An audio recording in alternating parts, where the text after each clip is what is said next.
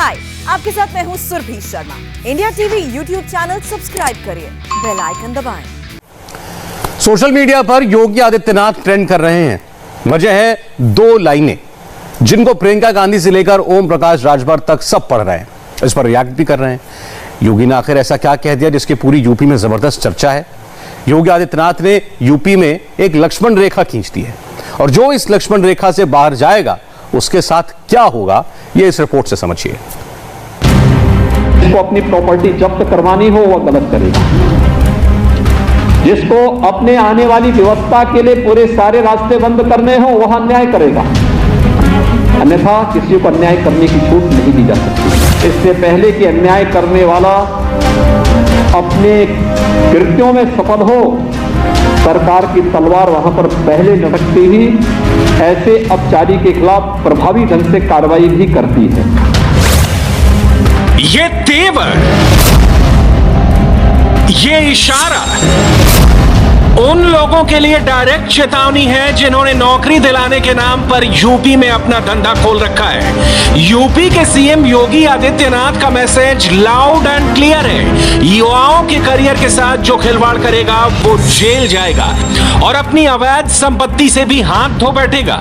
प्रदेश के युवाओं से भी अपील है कि वे किसी के बहकावे में ना आए, क्योंकि ये बहकाने वाले लोग वही हैं जिन्होंने प्रदेश के युवाओं को, जिनको आज सरकारी नौकरी के पत्र हाथों हाथ मिल रहे हैं, नहीं तो ये पत्र मिलने में इनको कितने परेशानी होती थी।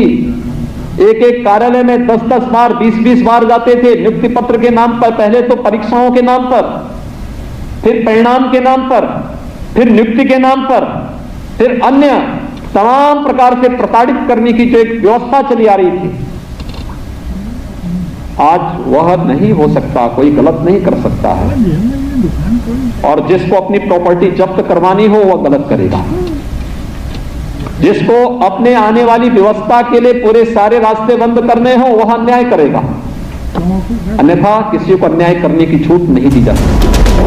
पहले योगी आदित्यनाथ ने मंच से आदेश दिया, फिर ट्वीट करके एक बार फिर यूपी में माफियाओं को नौकरी दिलाने वाले रैकेट को बताया ये योगी राज है, यहां पर भ्रष्टाचार करने वालों के महल नहीं बचेंगे। योगी आदित्यनाथ ने भ्रष्टाचार के खिलाफ ऐलाने जंग किया तो रिएक्शन विपक्ष से आने लगे। प्रियंका गांधी वाड्रा ने योगी आदित्यनाथ के ट्वीट पर एक के बाद एक 2 ट्वीट किए। योगी सरकार पर डराने धमकाने के आरोप लगाए और कहा कि यूपी की प्रॉपर्टी यानी सिंहासन जनता जब्त कर लेगी। योगी के एक्शन पर ऐसा पॉलिटिकल रिएक्शन थोड़ा अटपटा सा है, क्योंकि योगी आदित्यनाथ 130 आबकारी निरीक्षकों को नियुक्ति पत्र देने के बाद लोगों को संबोधित कर रहे थे, बता रहे थे कैसे यूपी में पहले होनहार युवाओं को नौकरी नहीं मिल पाती थी और रिश्वत देकर नौकरी बांटी जा रही थी। हालांकि योगी राज्य में योग्य व्यक्ति को उसका हक मिल रहा है। आप में से किसी ने भी इस पूरी प्रक्रिया में कहीं भी किसी भी स्तर पर किसी को भी किसी से सिफारिश कराने की आवश्यकता नहीं पड़ी होगी, क्योंकि यह तो तय है कि आयोग अपने आप में एक स्वायत्तशासी संस्था है। आयोग के डे टू डे के कार्य में सरकार कोई हस्तक्षेप नहीं करती है, लेकिन सरकार की निगाहें और नजरें बहुत तीव्र और तीक्ष्ण भी होती हैं, हर एक गतिविधि पर नजर भी रखती है। अगर कहीं पर कोई लगता है कि कार्य में ईमानदारी और सुचितापूर्ण तरीके से कार्य की पद्धति को आगे बढ़ाने में कोई रुकावट है, उन विघ्न बाधाओं को दूर करना इस शासन का काम है। कहीं पे लगता है कि इसके कारण प्रदेश के युवाओं के साथ न्याय नहीं हो रहा है, इससे पहले कि अन्याय करने वाला अपने कृत्यों में सफल हो, सरकार की तलवार वहां पर पहले लटकती ही ऐसे अपचारी के खिलाफ प्रभावी ढंग से कार्रवाई भी करती है। यूपी की आबादी करीब 24 करोड़ है, यानी उत्तर प्रदेश को संभालना किसी देश को चलाने के बराबर है। देश में सबसे ज्यादा युवा यूपी से ही है और योगी सरकार युवाओं पर खास ध्यान भी दे रही है। योगी सरकार के 4.25 साल के कार्यकाल में 4 लाख युवाओं को सरकारी नौकरी दी गई और किसी भी नियुक्ति पर कोई विवाद नहीं हुआ। यूपी में निवेश से 1 करोड़ 61 लाख युवाओं को रोजगार मिला है। स्वतः रोजगार के तहत 60 लाख युवाओं की आर्थिक मदद भी की गई। यूपी में ऐसा भी दौर था जब आए दिन चयन प्रक्रिया में भ्रष्टाचार के आरोप लगते थे, खूब हंगामा होता था, मामला अदालत तक जाता था, लेकिन योगी सरकार में ऐसा कुछ नहीं हुआ। योगी कहते हैं यूपी में सब ईमानदारी से हो रहा है, तो बहुत लोगों को दर्द हो रहा है। सरकार की इस पूरी प्रक्रिया में कहीं कोई खोट नहीं, कोई ईमानदारी में संदेह नहीं।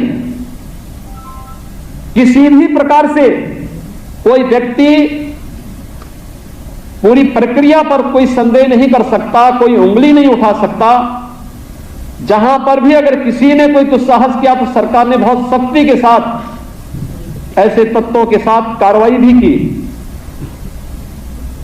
लेकिन जरूर जो पहले के कुछ ऐसे लोग थे जिन्होंने हर नियुक्ति निकलने पर उनकी अपनी प्रक्रिया प्रारंभ हो जाती थी, उनको परेशानी जरूर हुई। उनके वसूली के अड्डे बंद हो गए,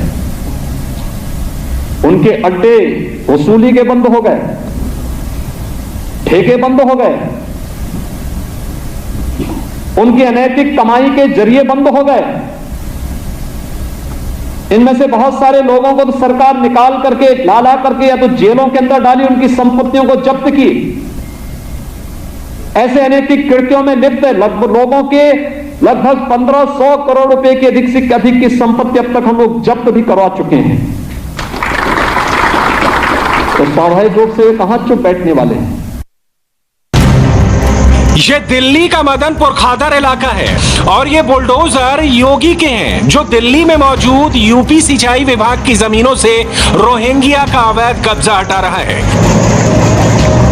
इस जमीन से लगी ज़कात फाउंडेशन की जमीन पर पहले रोहिंग्याओं की बस्ती बसी हुई थी। धीरे धीरे रोहिंग्याओं ने यूपी सिंचाई विभाग पर कब्जा कर लिया।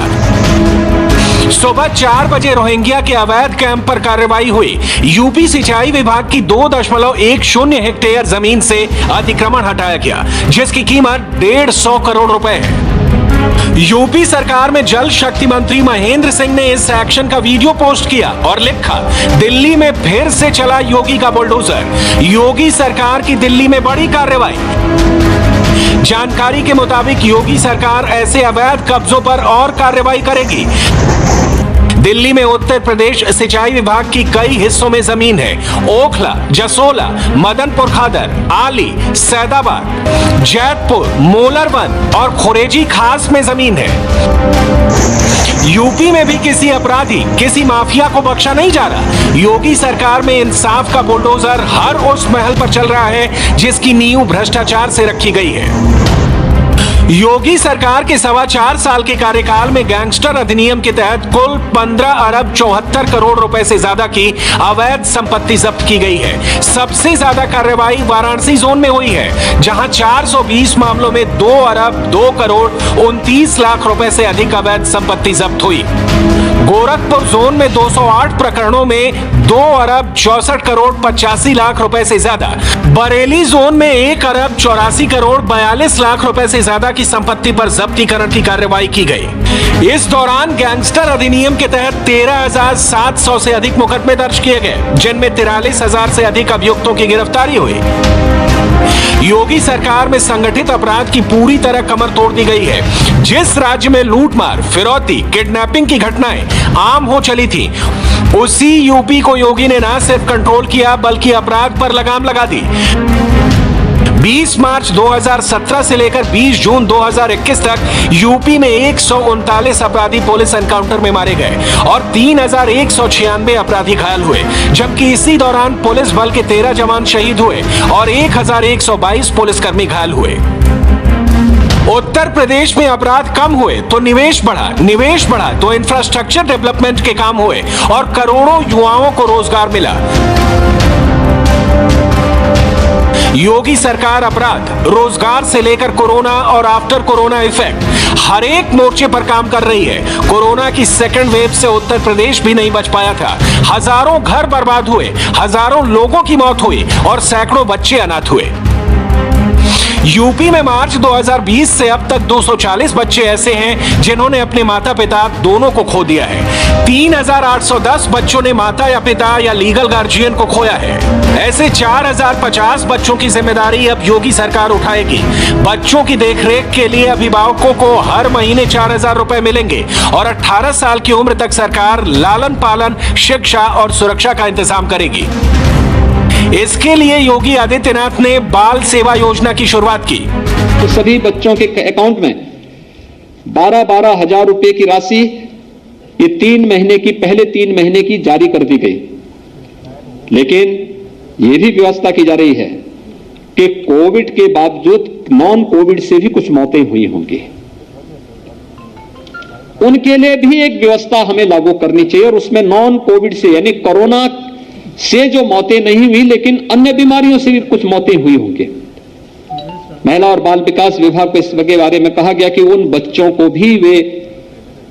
बच्चों की भी सूची तैयार करें और उन बच्चों को भी इससे आच्छादित करने की एक व्यवस्था हमें करनी चाहिए, जिससे कोई भी बच्चा अपने आप को निराशित न महसूस कर सके। क्योंकि सरकार अगर है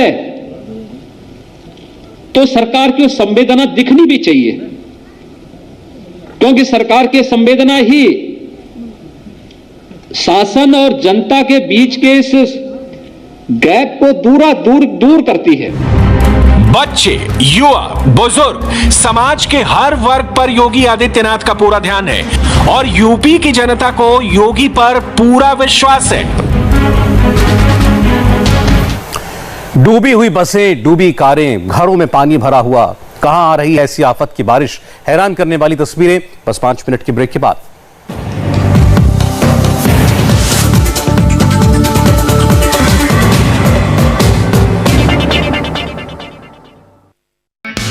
हाय, आई एम सुरभि शर्मा। खबरों से अपडेट रहने के लिए India TV YouTube channel subscribe करिए, साथ में बेल आइकन जरूर दबाएं। जुड़े रहें इंडिया टीवी के साथ।